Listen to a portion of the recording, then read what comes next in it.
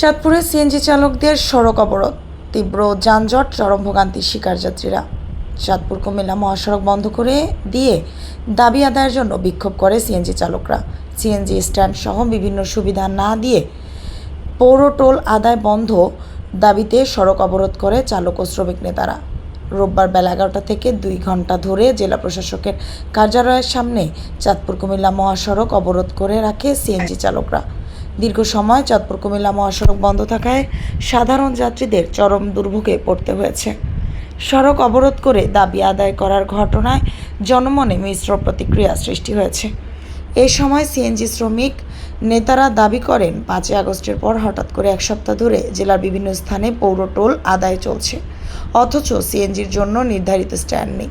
জেলা প্রশাসকের কাছে কয়েকটি দাবি উল্লেখ করে স্মারকলিপি দেওয়া হয়েছে বলে জানান তারা। এদিকে সড়ক অবরোধে দুই পাশে আটক পড়ে শত শত যানবাহন। এতে যাত্রী ও পথচারীদের চলাচলে চরম ভোগান্তি পোহাতে হয়। পরে অতিরিক্ত জেলা প্রশাসক মোস্তাফিজুর রহমান সহ পুলিশ প্রশাসন ঘটনাস্থলে গিয়ে সিএনজি চালক সহ দাবি পর্যালোচনা করে সিদ্ধান্ত জানানো হবে বলে আশ্বাস দিলে অবরোধ প্রত্যাহার করে। সাধারণ যাত্রীরা অভিযোগ করে বলেন, শ্রমিক নেতারা স্বার্থ হাসিল করতে সড়ক অবরোধ করে জনদুর্ভোগ সৃষ্টি করেছে। তারা শৃঙ্খলাভাবে মানববন্ধন করে তাদের দাবি আদায় করতে পারত, কিন্তু সেটা তারা করেনি।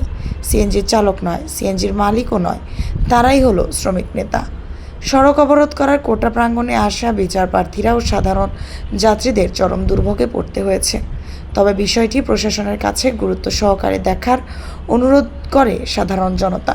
পরে জেলা প্রশাসক ও ট্রাফিক পুলিশের সহায়তায় যান চলাচল স্বাভাবিক হয়। এই সময় রাস্তায় যান চলাচল স্বাভাবিক রাখতে কাজ করে চাঁদপুর জেলা সিএনজি মালিক সমিতির নেতৃবৃন্দ। সকল জায়গায় পরিকল্পনা আরম্ভ করা হয়েছে। আমরা জেলা প্রশাসক মহোদয়ের কাছে, পৌর প্রশাসক মহোদয়ের কাছে স্মারকলিপি প্রদান করেছি। আমরা আশানুরূপ কোনো বক্তব্য তাদের কাছে পাই না। প্রশাসক মহোদয় বললেন পৌরসভায় ঢুকলেই টাকা দিতে হবে। আমরা হাইকোর্টের নির্দেশনা, স্থানীয় সরকার আজকে ওপেন, ওনাদের সাথে এই বিষয় নিয়ে কথা হবে। যারা ইজারা নিয়েছে তারা আমাদের ভাই, যারা ইজারা নিয়েছে তারা আমাদের ভাই, তাদের সাথে আমাদের সাথে কোনো দ্বন্দ্ব নাই। তারা যেহেতু ইজারা নিচ্ছে টাকার বিনিময় সরকারকে গভর্নমেন্ট ট্যাক্স দিয়ে, আমরা কেন ওই ভাইয়ের বিরোধী করব? আমরা ওই ভাইদের বিরোধী করি না।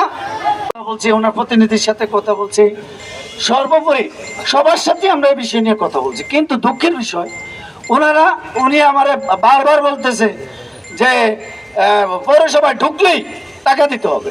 আমি বললাম কোন আইনে এসেছেন? তাহলে আপনার অটো এই সড়কে চলতে পারবে না। আপনার অটো কেন? আমরা তো ট্যাক্স দিই সড়কের, তা আপনার অটো কেন সড়কে? আমার সাথে অনেক তর্ক বিতর্ক হয়েছে আমার সাথে।